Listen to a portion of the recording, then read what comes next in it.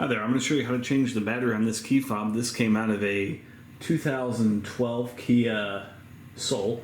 The Kia Rio also uses the same key fob. Okay, so pretty straightforward. All you need to do is, well, first let's talk about what you need. You need the new battery. This takes a 2032. You can get these on Amazon. They're very cheap. There's a link below in the description that will take you right there, get you what you need.